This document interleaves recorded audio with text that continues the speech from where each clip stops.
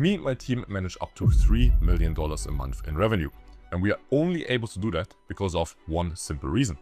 We have proven structure and processes that we follow every single time once a new creator joins us.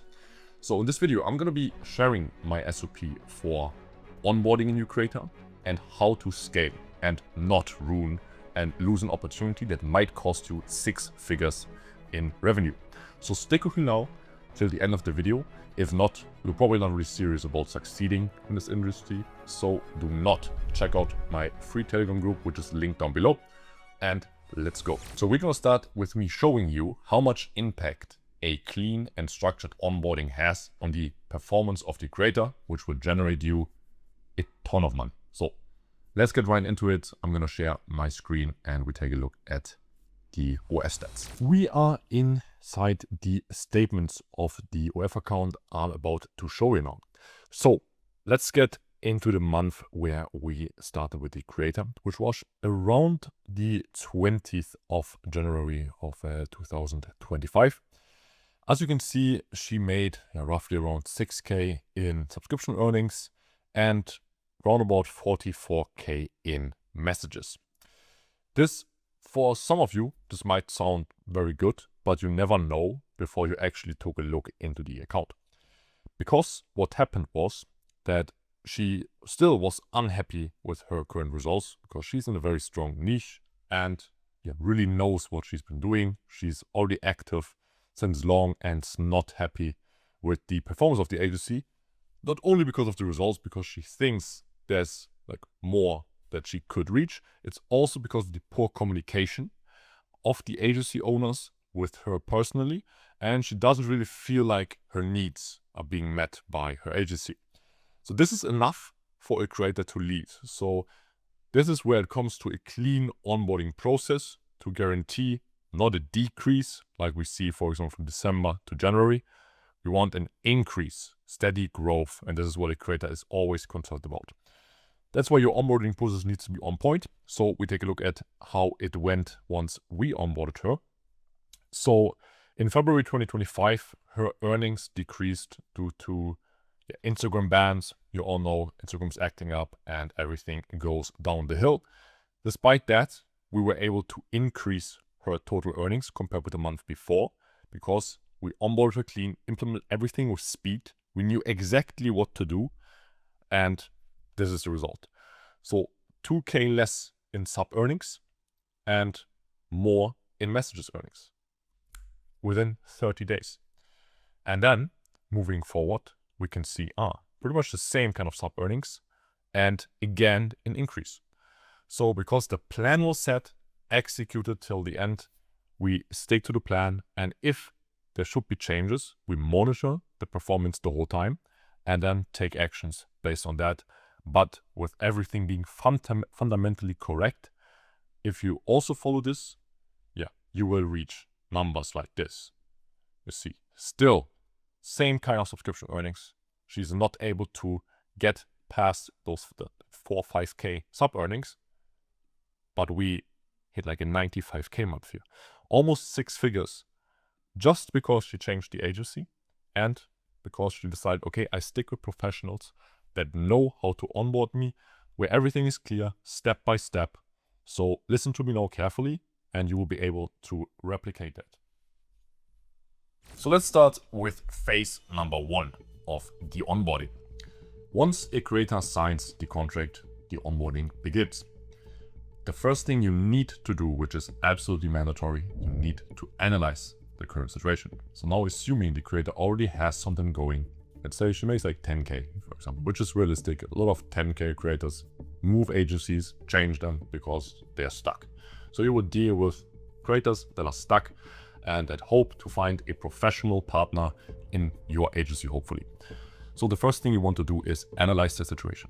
You want to check out, okay, what's the current situation? What's her profile looking like?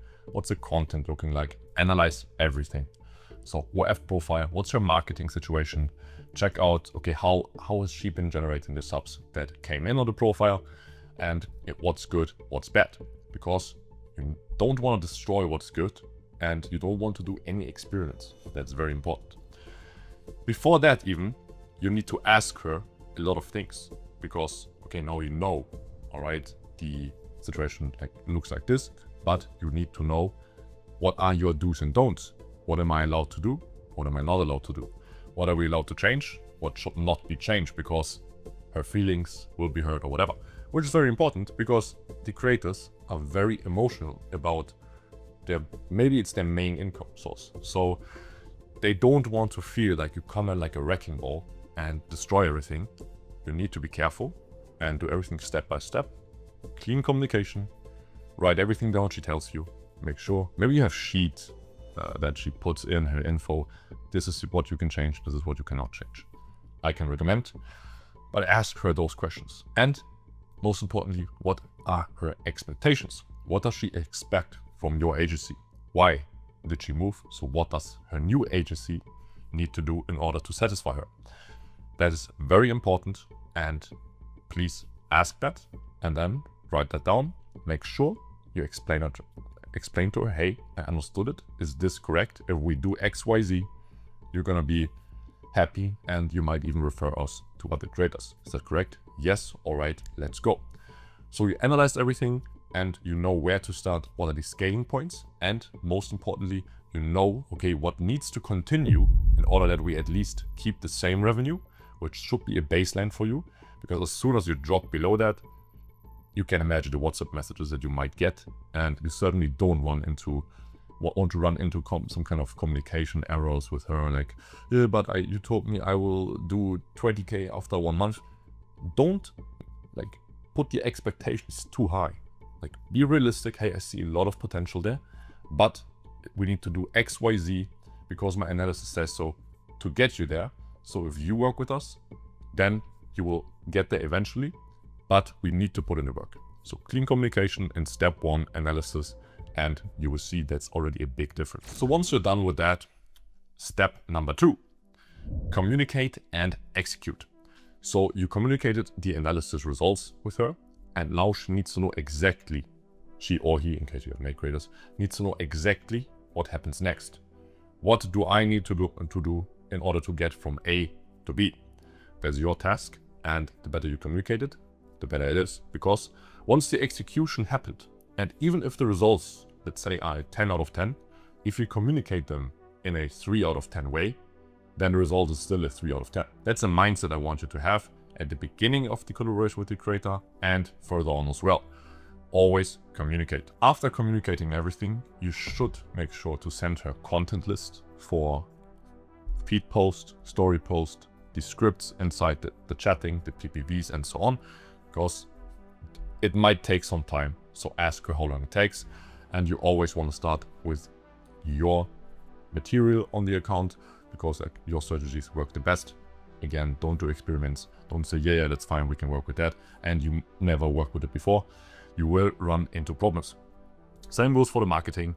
Do what works for your agency, and hey, this is the content list. Those are our ideas that work very well inside your niche, because we have experience that we scale creators from X to Z, and please execute them exactly that way.